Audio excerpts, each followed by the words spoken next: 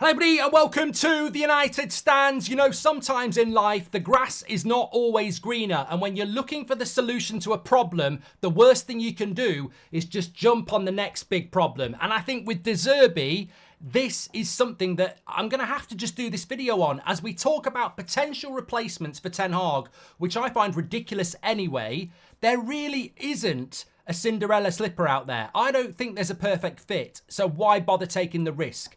We've had this chat about Potter, get out, get in the bin, ridiculous. But Zerbi is another name that keeps getting mentioned.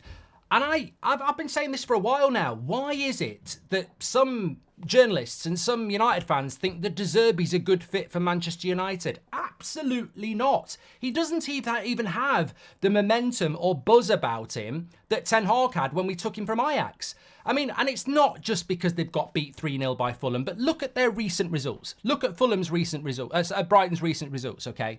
So 0-0 against Wolves, 5-2 against Sheffield United in the Cup, okay? 4-0 loss to Luton, 4-1 win against Palace, 2-1 loss to Spurs, 5-0 win against Sheffield United, who had a man sent off at 0-0, 1-1 draw with Everton, 1-0 loss to Wolves, and then a 3-0 loss today. I tell you what, it's too frequent the amount of times they get turned over. Like a bloody pancake. They're so inconsistent. I do not see it. And people will say, oh, well, you know what? He's managing Brighton. It's difficult. Where is this nonsense that managing Brighton's difficult? On the one hand, they're one of the best run clubs in Europe. They play really good football. They've got a recruitment system that most people want to copy. And they've been a consistently decent team since way before Zerbi was there. But some people go, wow, he's punching above his weight at Brighton. Is he bollocks? No, he's not. Brighton were an established good side before he was there. That's why Potter went to Chelsea.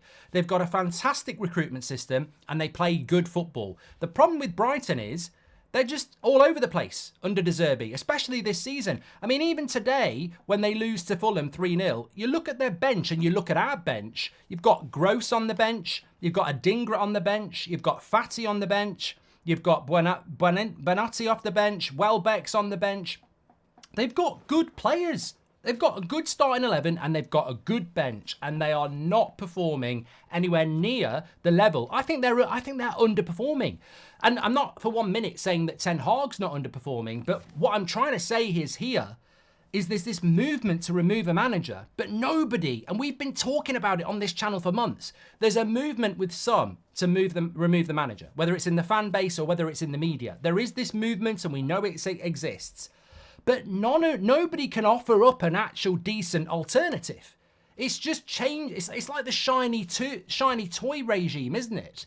I want to get rid of this toy because I'm bored of it, and I want this one. And then, but there's no logic to it. There's no logical plan to replace Ten Hag with somebody that you go, that's instantly going to make us better. It's just guesswork to guesswork, and Zerbi isn't that. And on top of that, Brighton will want a payout because he's got a release clause. Liverpool aren't going anywhere near him. If Barcelona want to, well, look at Barcelona over recent years. They've made mistake after mistake after mistake. You know, Xavi was meant to be the big thing and now he's leaving. So I don't care what Barcelona do. Liverpool won't go anywhere near him. We shouldn't be going anywhere near him. Zerbi may well be a good coach in the future, but how much is he actually living off the praise that Pep gave him? Like, he changes his team too much as well. He changes his goalkeeper game to game on occasion. He changes the one team from one to the next.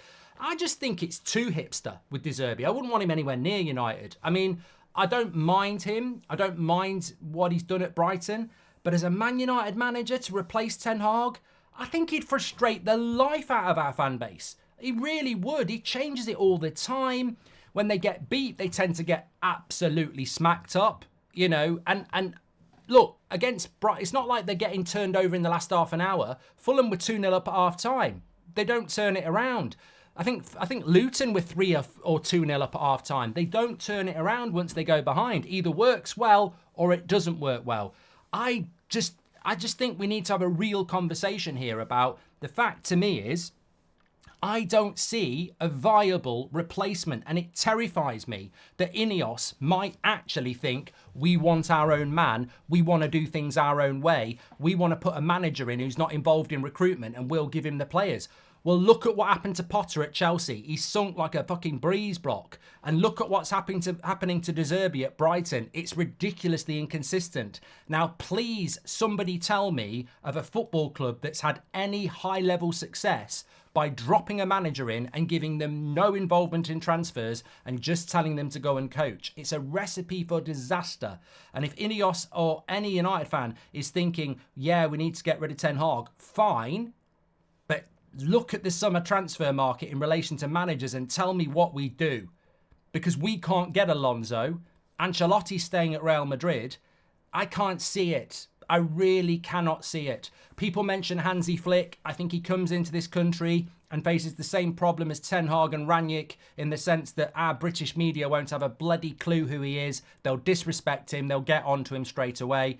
And also, is he going to be able to do it in this league? Nagelsmann's really interesting. He's charismatic, but there are a few red flags around him, and none bigger than the fact that he's at Germany until July, and we can't be starting our summer transfer window in July. It's way too late. I think everything, to me, if we're talking about patience, everything points towards, and I'll put a retainer in there. If we go and lose 6 or 7 games between now and May, you've got to look at Ten Hag, I agree. But I'm assuming we finish 6th and we stumble to this summer, I think you stick with Ten Hag for another year, because next summer, you know more about De Zerbi. You know more about other managers that maybe could be the right guy if Ten Hag's not the guy. I just don't think this summer is representing itself in any way where I go, it's worth getting rid of Ten Hag and bringing somebody else in. I just don't. And I think what we need to do, if we're going to have that conversation, and I'm happy to have it, but if we're going to have the conversation about replacing Ten Hag, then let's have the conversation about who is replacing Ten Hag, because I just see a lot of get him out, he ain't good enough, he's not good enough for the long term of Man United. But it's a bit like having a striker that's only going to score you 20 goals a season and saying, let's get rid of him in the summer, but you don't have a replacement. Well, you've just given up 20 goals. Where's the replacement? It's all about timing, and we've got to get the timing right. And I personally believe, I look at this Premier League and I watch it every week, and I'm absolutely convinced that with the right removal, the injured players back, a couple of good signings, I think we can go from 6th to 3rd very, very quickly next season. I really do. I really do. Under the current regime and the current manager, I think we can. I believe that can happen. Do I think a new manager can come in and do that? I think you're just creating a shitload of problems. Who does he want to sell? Who does he want to buy? And who is he? I just do not see, and I think we have to have the conversation, I do not see a viable, it's worth the risk of sacking Ten Hag to bring this guy in. Nagelsmann, potentially, but I'm not going to pretend there's not issues with that. Beyond him, I just don't see it. I just see a determination amongst some to remove Ten Hag. And it's massively obvious in the media. But do you trust the media? Do you trust the media to have the best interests of Man United at heart? Do you trust the media to know what's best for Manchester United? Or do you think they're just doing it to, get more clicks, get more reads? I don't think they have the interest of Man United at heart. I listen to United fans who want Ten Hag out, and I say to you, where are we going? Where are we going? With Van Gaal, I knew Mourinho was there, and I was like, that's the right thing to do. I look at this and I go, well, I don't want to get rid of the manager anyway, but come on. Liverpool are looking for a coach. Barcelona are looking for a coach. Bayern Munich are looking for a coach, and that's at the moment. I mean, Chelsea might be looking for a coach very, very soon. So I just don't see the market. I really do not see the market to go and do it, and that terrifies me, really. But the De Zerbi thing, I don't want to hear about this anymore. I do not want to hear that De Zerbi's the guy for Man United. It needs calling out. He's got a massive release clause. He's got a massive red flag over his head. He changes his team too much, and he gets turned over. He gets turned over by teams that he shouldn't get. Look, Ten Hag got beat 7-0 by Liverpool. Let's not forget. It happened. But we don't tend to get turned over by the Lutons and the Brightons and the Fulhams by 3 or 4 goals. And De Zerbi is, and it's happening. And it's happening quite a lot. I just don't that to me is, you know, that's out of the frying pan and into the fire. Absolutely not. Anyway, get your comments in below. It's a bit of a topical thing, but I just felt, I just, you know what? We've all got opinions. You'll get yours in the chat. I don't mind the conversation about replacing Ten Hag. I really don't. I don't agree with it. I don't like the media push because I think it's an agenda. I don't mind United fans saying it. But where we, you know, can you not understand that we can't just go anything? We can't just go from this to anything because we'll be back here in 2 years. If we're going to do this, you've got to do it for something that's really worth it. And it can't be De Zerbi. It can't be Potter.